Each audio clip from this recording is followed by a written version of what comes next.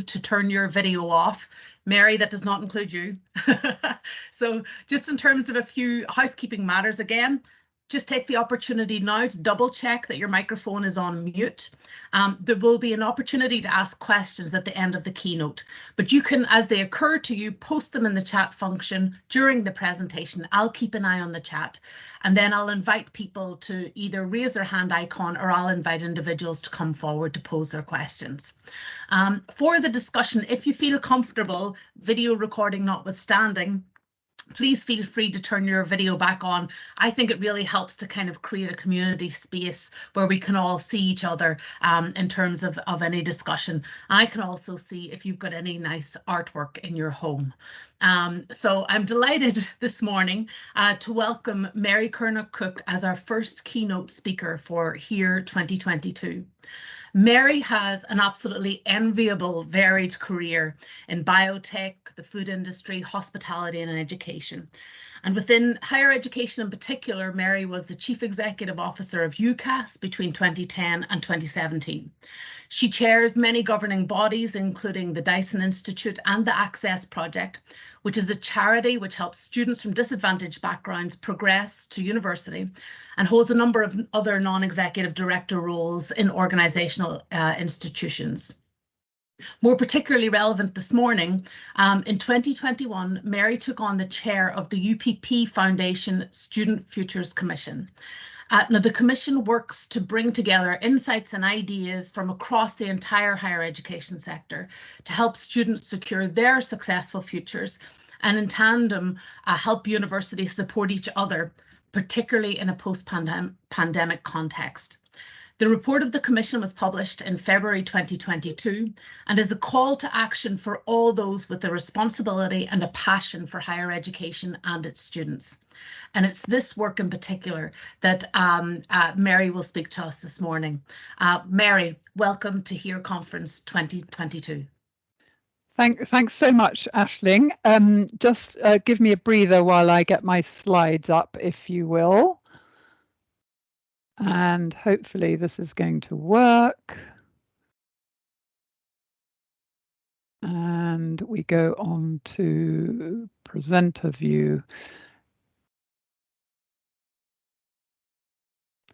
Aisling, if you're still unmuted, could you just tell me that my slides are up and running? They're perfect. Thank you very much. Fantastic, fantastic. Well, good morning, everybody, and thank you so much to colleagues from the HEIR network, I think it's called, not HEIR. I just absolutely love the fact that all around the higher education sector, communities of practice self-organize into these groups and network, creating, real centers of excellence. It's just one of my favorite things. I didn't even know there was a network for institutional researchers until I was invited to do this. So there's another one to add to my list. And I do feel that your theme, institutional research in a changing HE world, and also shifting student engagement, just chimes really strongly with the work that I did last year, chairing the UPP Foundation Student Futures Commission. So what I'm going to try and do this morning is to sort of reprise a bit of what our work covered and some of our findings, and then reflect on the role of institutional researchers in taking that forward. So the context for my remarks is, as I said, the Student Futures Commission. Now, we set this up just about the time when there was, no, hang on, my slide hasn't moved on. Try that. No, okay.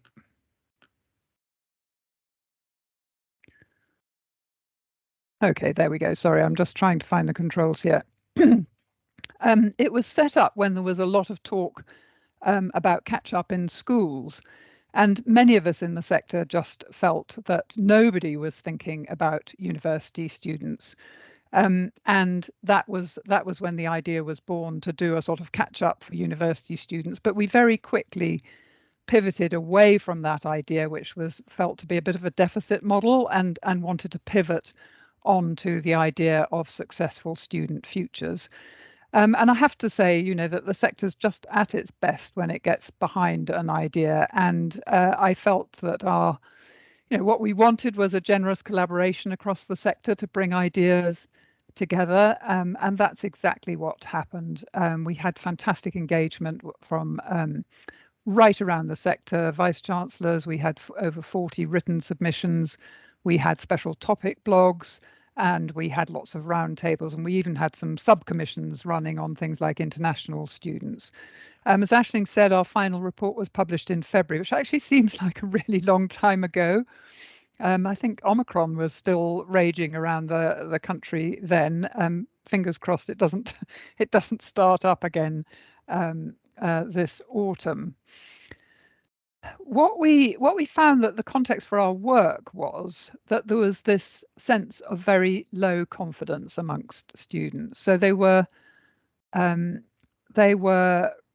really concerned that their academic progress wasn't where it should be. Students coming into university for the first time were kind of categorizing themselves as the cohort with the fake grades.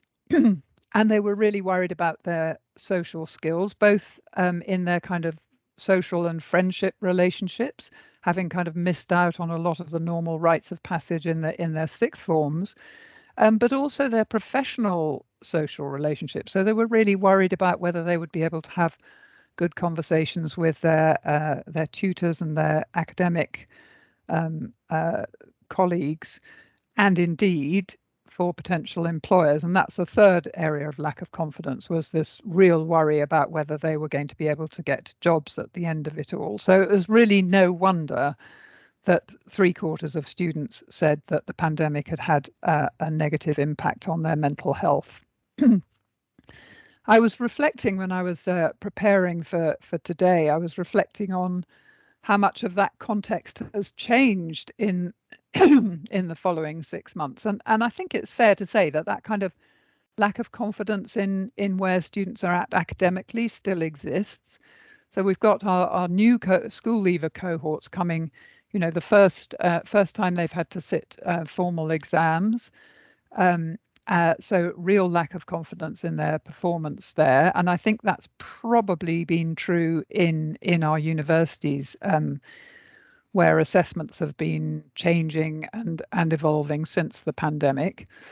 I'm quite clear that social confidence is still an issue. I've had a lot of reports around the sector in the last couple of terms that attendance was much lower than we might have expected it to be, and I think a lot of people thought that was because students just didn't feel confident to kind of get back into the swing of a kind of normal student life.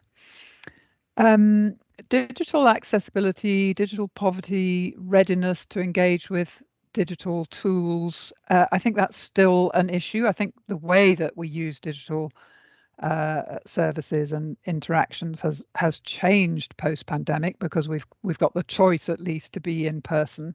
But my sense is that digital tools are being used and digital services are being used much more than pre-pandemic. So I think this is still an issue. And then, of course, on top of all of this, we've got the cost of living crisis. And I think there's a real worry everywhere that students are going to struggle with energy costs, and that their maintenance grants are probably not going to cover their living costs in the coming term.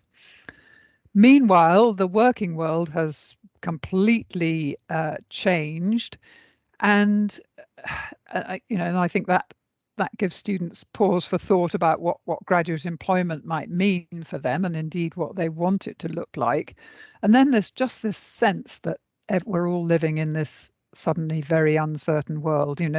Shortly after the pandemic, we've got raging inflation, we've got a war in Ukraine, we've got energy prices going through the roof. Politics has not exactly been smooth running either, strikes, etc. So I think this sense of people feeling that this is not a predictable world, and maybe for some it doesn't feel like a safe world. And even though unemployment seems to be very low, and the employment market seems quite good, I think there's that feeling that, you know, all these other issues about potential recession and inflation and so on might change that. So I do think this sense of kind of uncertainty and lack of confidence is going to be with us for some time.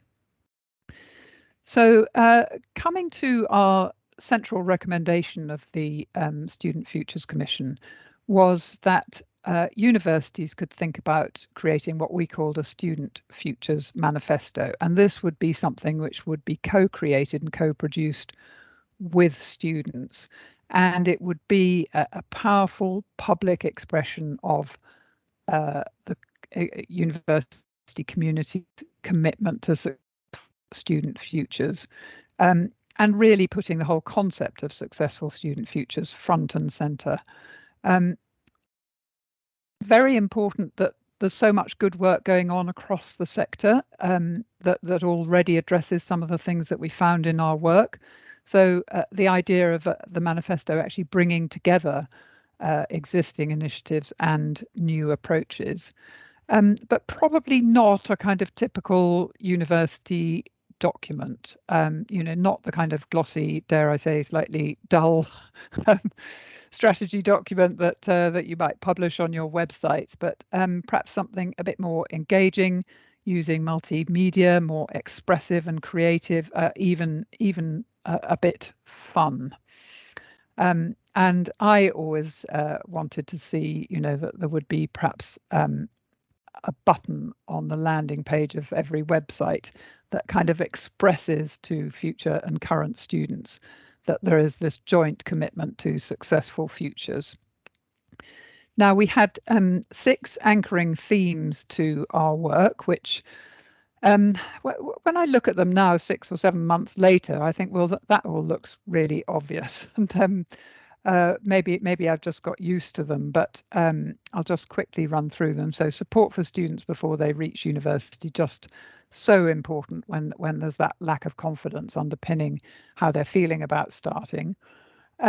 Induction, not just a welcome week or a freshers week, not just in the first year of study, but probably for every new year of university study, and also not a sheep dip, and more kind of long and skinny, that concept of inducting and preparing students actually needs to be going on pretty much in the background all the time. Support for mental health and well-being almost goes without saying. I sometimes wonder and worry that we've got so used now to the narrative about mental health and low well-being being an issue that it's almost, you know, we've normalized it, but clearly it is still incredibly important. Clarity about teaching and learning, you know, how it will be delivered, what tools will be needed, what skills will be needed to use those different tools.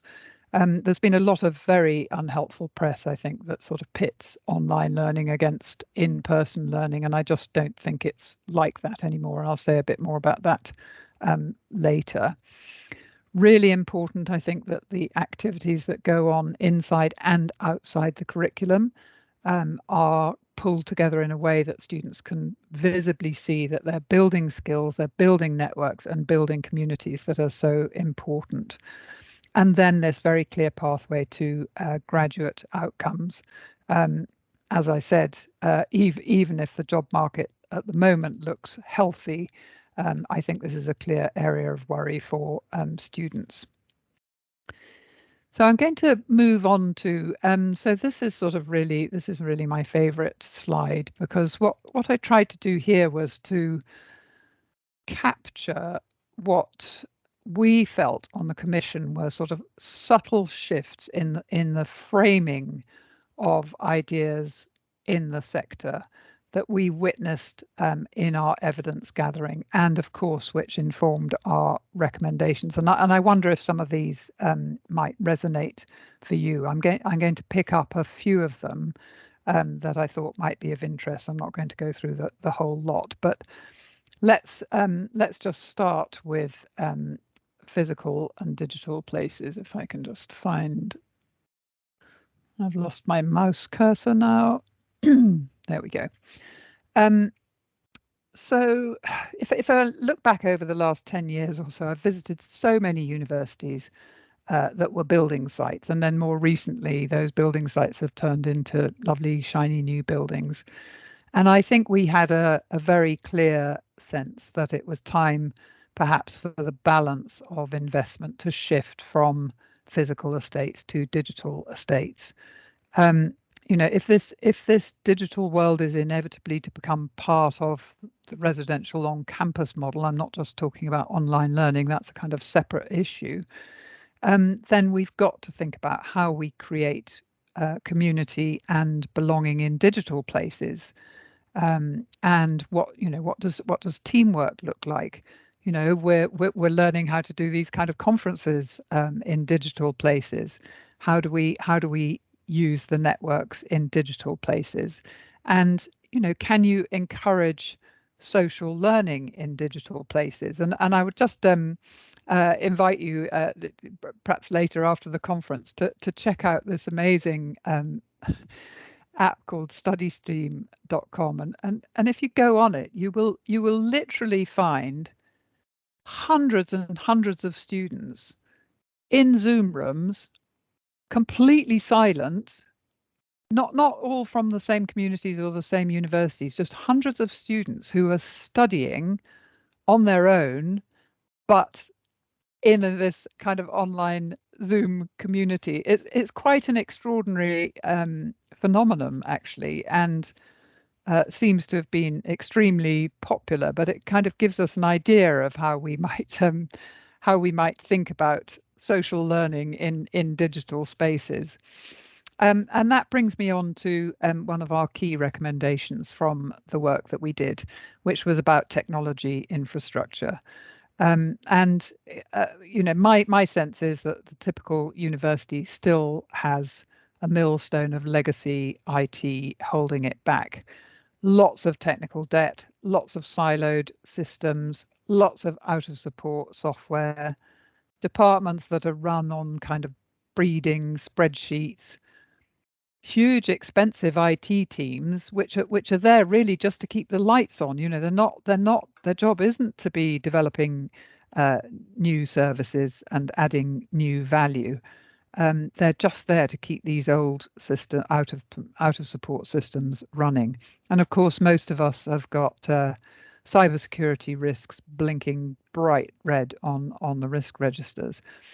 And I think this has got to change. We've got to have the kind of modern data and platform architecture in place to support modern software. So that was one of the really important recommendations. So coming on to teaching and learning, and I think for me, this was the really big shift, this idea that we need to change the focus from teaching on to learning, and also, sort of almost a reframing how we think about it. I know that some colleagues in the sector don't like the word andragogy, but I've come to think that actually when we're um, when we're providing higher education, we are teaching adults, and we're also teaching them whatever their course is, with an idea that will give them skills that they can transfer into their careers and into the workplace. So even if you don't like using the word, I think thinking about, the kind of underpinning concepts in andragogy compared to pedagogy, which is supposedly about teaching children, is really important. We've all been doing student journeys, haven't we, for years? And I think now we need to start thinking about the learning journey. By the way, the data journey is still really important to underpin a learning journey and a student journey. And I reflected how during the pandemic, everyone moved to this ERT, people started calling emergency remote teaching. In other words, it was full-time online learning, and nobody designs a course for full-time online learning. So that's now changed, and the challenge has become how do we use digital tools to enhance the full-time on-campus academic experience, and figuring out how to enable different learning journeys for different groups. This is a huge opportunity that we can actually distinguish between the learning journey for our students, whether they're young or mature, whether they're commuter or residential, and potentially huge gains, I think, for marginalised, minoritized and disabled groups. I was really struck by the Disabled Students Commission, who told us that disabled students were saying that, they felt that during the pandemic, things that they'd been asking for years and were told they couldn't have because it was too hard and too expensive and too difficult, suddenly, came into being in the space of a few weeks. And that gives you an idea of what the opportunity is now for us to do this. I thought I'd just share. This is a learning developed by MITE, new model for Institute for Technology and Engineering in Hereford, a very new organisation that has really mapped this through really carefully. And I thought also I might share another startup university, MKU, Milton Keynes University, where I saw actually just some of the most advanced learning spaces that I'd ever seen.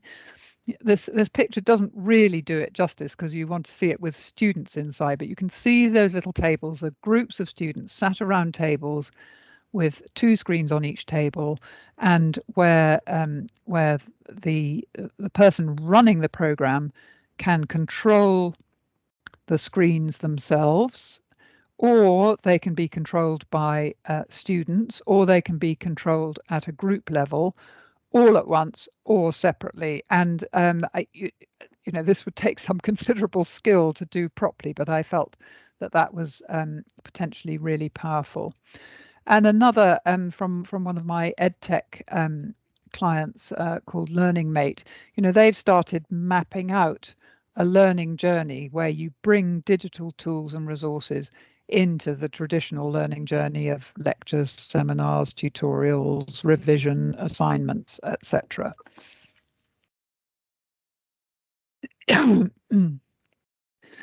So one of the other themes was about co-creation and really moving the idea. We're all very good at consulting when we want to do something different or change something.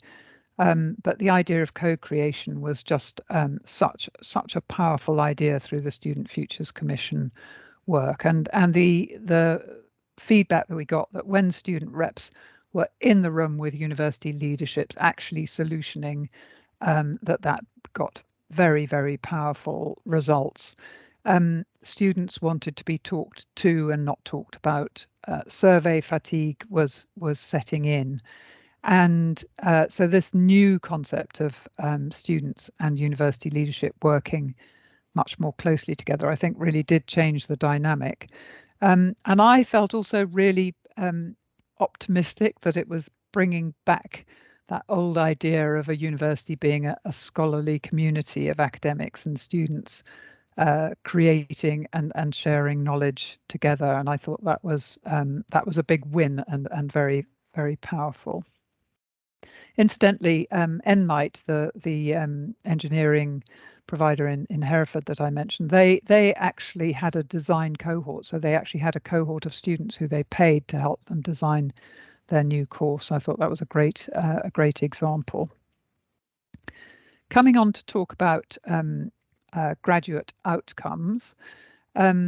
So I do think embracing the employability purpose of a university is important. That for some people this still feels like a bitter pill to reduce, scholarly and academic pursuits into a kind of grubby idea that it's about getting a job at the end. But we know that most students think that this is one of the reasons that they're at university. So for me, that's really important. But meanwhile, the whole concept of an office, a job, a career, that's all changing. And I wonder whether the way that we give career support and advice has changed quickly enough with all of that. We've got the rise of the no-collar worker, and that quote, "Around here we don't call them jobs," I think was a vice chancellor asking someone on a digital creative course, what sort of job they've got. And the answer was, we don't call them jobs around here because, of course, many of those kind of students are actually doing a portfolio of projects and interim and side hustles and all sorts of things. And so our question was, is there enough executive level sponsorship of this agenda and this changing agenda? Co-curricular as opposed to extracurricular. A few things just to pick out there. I thought service learning was a really powerful concept.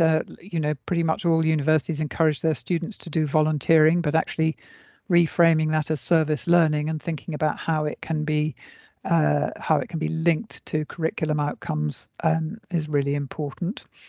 I absolutely love Manchester Met. I don't know if there are any Manchester Met colleagues here. Their RISE program, which was a program of kind of employability modules and projects that students could get involved in, but they've actually made it credit bearing so that students can over credit on their course for that, which I thought was fantastic.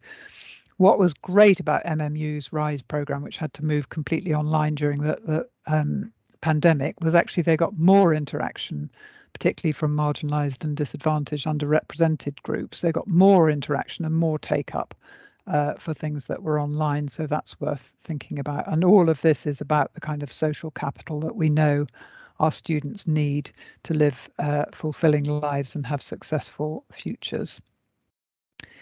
And the underlying message is that skills are important and at least as important as knowledge. We all talk about transferable skills in our programs. And actually, one of the other things I'm doing, I'm chairing a big research project run by NFER and funded by the Nuffield Foundation called Skills Imperative 2035, that's trying to map out what the new skills will be needed in the future workforce. And the literature review came up with this list of skills, and I thought, when I saw this, I thought, we know this. People have been telling us this for absolutely years. What is new here? And I guess it's true, and that's what they found in the literature. But it kind of caused me to think, well, if these are so important, don't students want to know how much of these skills they're going to get in their program?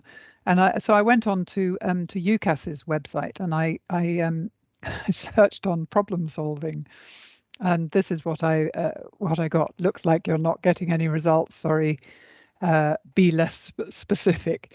Now, obviously, that's a course search and it's not a skills search, but I'm kind of making the point that we need to get better at showing students what skills are embedded in their course. And I would really recommend along the way Kate Daubney's excellent paper on extracted employability skills. I'm assuming slides will be circulated, so there's a link there of where to get it. Now, you might wonder why I'm putting up a screen grab from a ladies' clothes retailer, but this is Borkgen, and for every item of clothing that you might think about buying, they actually have this kind of sustainability impact, these slider scales about how much water use, how much global warming. And I really feel that you should be able to search for a course and actually see something like this for the different types of skills. Students should be able to see whether there's more problem solving in, let's say, history versus business, or are there more quant skills in software engineering compared to psychology? So that's just something to think about. How am I doing for time? Okay. Right, coming on to student engagement and this idea that the concept of belonging is the new student engagement. I feel like belonging as a concept is now absolutely everywhere. I'm not sure whether we were leading or following when we picked it out in our interim report and in our final report.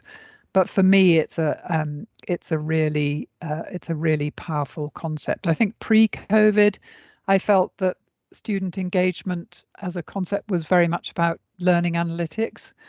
If we see students swiping into the library or swiping into a lecture hall, etc., we can tell how engaged they are in their learning. I think now that feels like quite an impoverished approach and perhaps not creative. I think now we need an approach that's much more social, much more networked, more affiliative, a model that feels that what students want is something slightly different and that we need to work on. Throughout the Students' Futures Commission, I reflected that if we don't get it right for our colleagues, we won't get it right for students. And a lot of the themes about co-creation with colleagues, about belonging, about well-being and mental health, you know, how we're all learning to work in the new kind of nowhere office concept. So I do think that's really important as well. And this is just for England English providers. So apologies to other colleagues coming from different countries and different regulatory systems.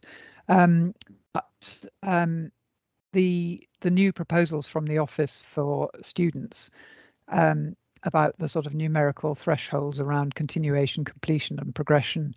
I did feel that pretty much all the themes from the Student Futures Commission played really well into that work as well. So at the end of all of this, I kind of came up with a list of questions that I feel that universities need to ask themselves when they're thinking about getting involved with the Student Futures Commission work, and indeed about whether to produce a Student Futures manifesto. So here are some of the questions that I might pose. So are there already siloed initiatives in the university that could be amplified more successfully under the umbrella of a Student Futures manifesto and then communicated powerfully externally and internally to our students?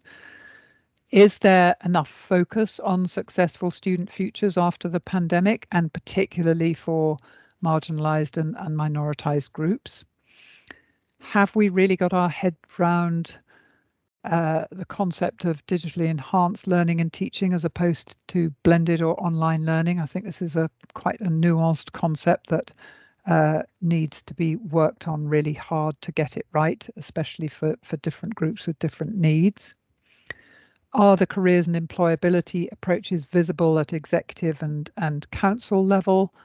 Is there enough resource and strategic emphasis given to these? And this may not be for colleagues on this call, but is there a clear strategy to remove technical debt and the cost of legacy technology infrastructure so that a university can prepare itself for a more digitally integrated future? Okay, so what role for institutional researchers? And there are lots of things that I think you could do if you're involved in Student Futures work, and particularly in creating a Student Futures manifesto. You know, what does the framework for the manifesto development look like? How will it be iterated? How will it be monitored? And how would it be evaluated? What sort of models do we have for student co-production and co-working in that way? Do we want to evaluate the impact of the individual constituents of a Student Futures manifesto, or are we evaluating a more holistic impact of the manifesto approach? And can we think about ways of evaluating the cultural impact of a manifesto approach, both for students and communities in the university, but also for potential students and our publics and communities outside as well? And then, as I said, potentially mapping manifesto commitments to performance objectives, including potentially regulatory benchmarks. But is there an alternative view? And this kind of alternative view came to me when we ran a workshop with some of the universities who are committed to produce Student Futures manifestos. We were all discussing, you know, what is a manifesto, how powerful they could be, how people might go about setting them up. And then colleagues started intervening with very constructive thoughts about evaluation, about monitoring, about frameworks and reporting and so on. And as this conversation went on, I'm afraid a small kind of rebellious bubble started growing in my stomach. And I thought, well, what would happen if we set student futures manifestos free from the shackles of frameworks and reporting and evaluation and monitoring? What if we allowed them to flourish in a much more organic and more boundaryless way? Might they have more power and ultimately more impact if they grew organically from a cultural nucleus of concern for successful student futures? And I wondered whether framing student futures manifestos as a cultural movement rather than as a strategic tool could actually help them shape behaviors and outcomes in possibly much more durable ways, even if perhaps slightly less tangible. And if universities over the coming years are to become more affiliative, more networked, more social, then we might find that allowing student futures manifestos to become self-organizing and boundaryless in turn makes them much more effective as a kind of cultural compass that would guide our students to more successful futures. And so as I was having these rebellious thoughts, I realized that's why I've never been very good at articulating what a student futures manifesto might look like, because I don't want to define them. I really don't want to prescribe what good or brilliant might be. I don't want to put the limits of my imagination around the creativity that I know resides in our student and university communities. So all I want for Student Futures manifestos is that they act as a lodestar for all of us to orientate everything we do towards successful student futures, whatever that might mean for different types of students and different backgrounds. And I know that this starts with giving students the space and the agency to imagine their future selves and to really make them feel part of a community that will support them, that they belong to, and that will kind of give their ambitions wings. So so at the risk of alienating the entire HEIR network, it's just possible that Student Futures manifestos will be more successful without an underpinning of research and evaluation. But that's just an anarchic thought for you, and you might want to discuss it. Certainly, hope you don't take offence at that anyway. So next steps, we're working with a number of universities. I think it's nearly 30 now who are developing student futures manifestos. I'd love more of colleagues who are on this call to think about doing so. We're going to be running the UPP Foundation is going to be running a workshop later this term, and let us know how we can help, because as I said, I feel that this is a really powerful way to build back that confidence that our students have struggled with over recent months and years. Thank you very much. On this slide, I've put a link to the Commission's work. I've got my Twitter handle and my email, and would welcome anyone to contact me if they want to hear more about it. Fantastic. I have finished there. I just need to figure out how to unshare and come back into the room. Mary, thank you so much.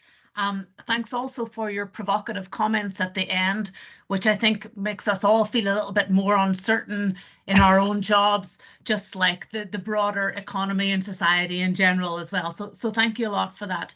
I'd just like to remind colleagues, if you'd like to ask a question, and there is much food for thought in Mary's comments, either post in the chat and I'll call on you, or please, using the reactions tab at the top of the screen, please feel free to raise your hand and I'll come to you. Mary, I would like to ask a question about one of the things that struck me, and I come with no skin in the game here as I work in an Irish higher education institution. The title of the idea of student futures is so attractive in the sense that it covers, and the themes that you identified cover this, the future of being a higher education student, but also from the student's perspective, how higher education, what that will mean for students in their futures. So, and you touched on employability, but also the idea inevitably of lifelong learning, and about how our students need to be able to contribute to societal grand challenges, be that ecological, economic, political, and so on. And just getting back to the commentary that you made at the end about the idea of measuring and monitoring. And I'm struck, we as institutional researchers are often measuring and monitoring activity and impact. But you talked a little bit about the flexibility about that, and I'm struck that we potentially need to pull data from the practice within our institutions rather than pushing metrics which need to be achieved down to them. And it made me think about, there's considerable research that was done as part of your report. What do you think institutions need to know about now in the context that we're in that we perhaps didn't need to know so much about before? Are there new areas of understanding and insight that we as institutional researchers may be able to support our institutions with, that were maybe not so much of a priority before? These may have come up in some of the research that was undertaken as part of the Student Manifestos report. Yeah, that's such an interesting thought. You know, what has really changed is what you're saying. And I think if you remember the slide I put up earlier on, which was, I thought, you know, quite subtle shifts in how we think about key concepts in higher education, but for me are really meaningful. So, for example, you know, the shift from learning to learning from teaching, or the shift from physical to digital, or the shift from pedagogy to andragogy, or from volunteering to service learning. You know, these are not big changes in what we do or what students expect. For me, it feels like a nuanced shift that kind of embraces this idea that students are ready to belong and need to belong to a more affiliative community, and that therefore some of these shifts are just about a little bit less about us and them and a bit more about all of us together. Now, how on earth, as you say, rather than kind of packing metrics around it, how on earth you shift that, you know, which is why I've, in my head, as I think about this while I'm walking the dog and so on, you know, how do you measure, how do you make culture change happen, and how do you measure culture change? And I don't know the answer to that. But I do know that it's something about it becoming a common narrative that underpins everything that we do and how we approach.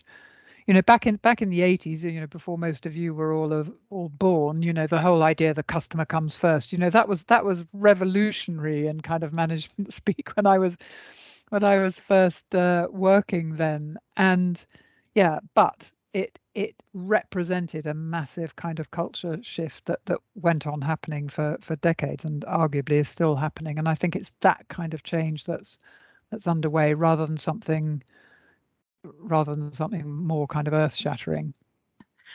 I actually think that your report offers, in terms of evidence, examples of what that new sense of what our impact is, and that's through some of the case studies which are included in the report.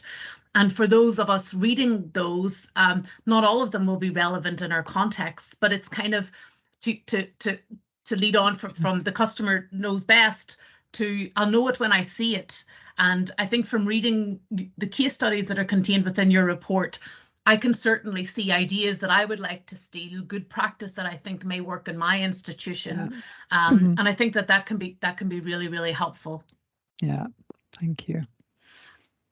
There's a few questions in the chat. I'm going to hand over. John, is Werner, if you'd like to come forward to turn off your mute and ask your question. Hi, John. How are you? You had kind of a two-parter. Please take the floor. I'm very well. Thank you very much. Can you hear me okay? I've had some problems technically, so if you We can hear me, can. that's great. Okay, so it's really, I really enjoyed your talk, and I loved the fact that you touched on some things that we, in our institution, are trying to go for as well. So my questions are a wee bit technical, but I'm hoping you might have had some experience from other people who are trying to do this. So it's fine if you don't know the answers to these. I'm kind of fishing for some help, if anything. There are two things. One is that when you're looking for transferable skills across a university, you have a myriad of different learning types and different people teaching in different ways. And we were trying to work out how can you codify from a course point of view what the transferable skills might be. And the only solution that we could come to really that was practical was to get students to actually review the course themselves as they went through.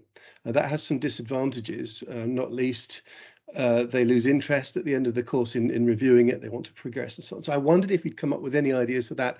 And the other thing, which I think is really important, and that is how you validate experiences that students have that are extracurricular in terms of their transferable skills. So how they behave even in their part-time jobs while they're earning money and how they progress. Yeah. How do you codify and validate that and put it on some kind of transcript that they can take with them?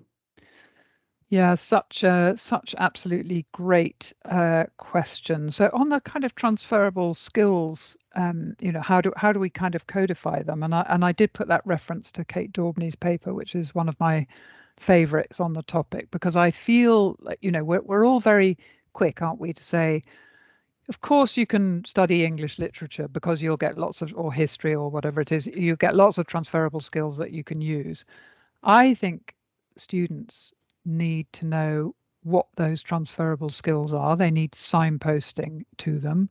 They need to know who they're supposed to transfer them to and how to transfer them. And I think we just use this term without explaining that what you're trying to achieve for a student is that they can conceptualize the skills they've used in their academic learning. They can reconceptualize it to a workplace situation. The dozens of people I've helped over the years, applying for jobs and their CVs and so on. And the temptation is to sort of give an account. I've done this, I've done this, I've done this. And I'm always saying you've got to reconceptualize, reframe your experiences and show how you think you can use them in this new concept, which hopefully you've researched carefully. So I think, yes, getting students to review the course and be very aware of those transferable skills, but I think they need a lot of help doing that because they don't have the workplace experience to know what it's going to be like and when and how they might use these skills. And then your other question about validating extracurricular activities is a really good one. I think King's College London is probably the most advanced on this whole kind of service learning concept. So you might want to get in touch with colleagues there. I think, can't really help other than there must be a way, because the value that we know students get value from these kind of interactions, and helping them to capture them in a way that's meaningful and which they can then use as part of their toolkit of transferable skills is so important. So yeah, not a very good answer. Sorry, John. That's fine. Any links or contacts are always useful. Thank you very much for that. That's great. Cheers. Thanks so much, John. And Claire Saunders has also just put a link for you in the chat about an initiative in Greenwich called the Greenwich Employability Passport, which will be useful, no doubt, as well. There's a hand up. Matt Hiley-Rayner, you have a question? Hi, Mary. Thank you so much for that. I really enjoyed your speech. Lots of takeaways, but really the standout one for me at the moment is that I never knew that pedagogy meant teaching children specifically. So that's a really interesting one. I also love the concept of showing the different skills on kind of sliding scales. Completely appreciate it'd be very difficult to do that in any sort of robust way. But even starting at a subject level, I think, you know, without going to individual departments, just, you know, across the nation, you know, what do you get from different subjects in general would be really, really helpful. On your point about not making the manifestos subject to evaluation, you know, at first, of course, you know, me being me, I sort of go, you know, gasp a bit, because my first reaction would be, you know, how would we know that any of this is working? Well, you know, we probably would look to the predictive analytics and see, you know, is there a tangible effect in how much students are engaging? And no, that wouldn't be a measure of cultural impact, but it might be a bit of a signal that, you know, that they're getting that better sense of belonging. But as you say, I mean, it's probably not fully measurable, and maybe it shouldn't be constricted by the measures. But then I suppose my concern would be, and my question really is there a risk that institutions that go in with, you know, both the put a big multimedia splash on their front page and, you know, state their manifesto to prospective students, then get held to account by, you know, by a student challenging that they didn't receive what was in the manifesto, and without any efforts to measure how might an institution respond to such a challenge? Yeah, that's a really good question, and of course I was being deliberately provocative, but those were real thoughts that went through my head when we were having this conversation. You know, at its most simple, is the manifesto meaningful to students? Would be as good a question as any. You know, does it give them warm feelings, or does it mean nothing to them? Kind of would be the, you know, the sort of acid test for me. And then for those who get involved in developing it, you know, did they enjoy doing that? Then, you know, would somebody hold us to account? You know, would the Competition and Markets Authority come and accuse us of, you know, of making promises that, you know, and that's really the framing, that this is a manifesto. It's about intent rather than, you know, we will deliver 4 hours contact time a week, or, you know, and whatever it is. So yeah, I think there are some potential pitfalls there, but, you know, if it is a cultural movement and if it is jointly owned by university colleagues and students, it's a continuous journey. You know, it's almost more like sort of agile methodology, you know, kind of get stuff out there, iterate it, fail fast, learn again, get back on your feet. You know, it should be a kind of constantly moving feast. And yeah, I think clearly colleagues would want to kind of put a slide rule over it to make sure we weren't making promises that could leave us on the hook. But that's kind of not really the intention. It's a kind of a joint cultural movement, as I said. That's how I conceive of it anyway. Certainly, thanks very much. It comes at a really good time because we're currently trying to goal map our entire strategy, and I think if we try and insert some of the directions from a manifesto approach into that, then we should result in what maybe we'll be able to strike a balance between what's cultural and what's actually measurable. Yeah, fantastic. Mary, I'd like to ask you, just it's based, well, it was inspired by Matt's question as well about metrics in particular. I loved the slide that you had, and it's in the report as well, about the subtle changes in language around higher education. So the move from the physical spaces to the physical and digital, and particularly the student journey to the learning journey. And one of the things that strikes me about it is that in this new kind of paradigm of language, and indeed in developing the idea of a jointly created student manifesto, it seems to me that potentially we are moving away from a student as customer approach to a student as partner in a much more broad sense.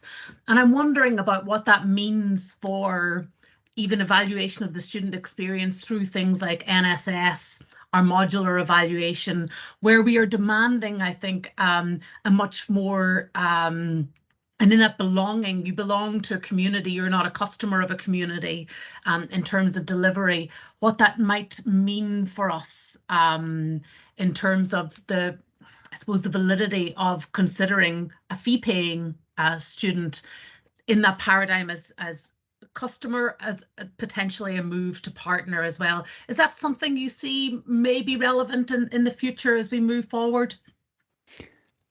Absolutely bang on, Aisling. It, you know, that you know, student as customer, we can't lose the idea that we've got students who are paying to get some services. But student as partner, and I mentioned, you know, I can remember really early on in my time at UCAS when I was trying to get my head around what my job was all about, and I went for a day at the University of East Anglia, a wonderful academic called Harriet Jones, who sadly died this summer, and you know, and she was the first person who kind of really articulated the idea of, you know, of a scholarly community that consists of the university colleagues and students jointly creating and sharing knowledge.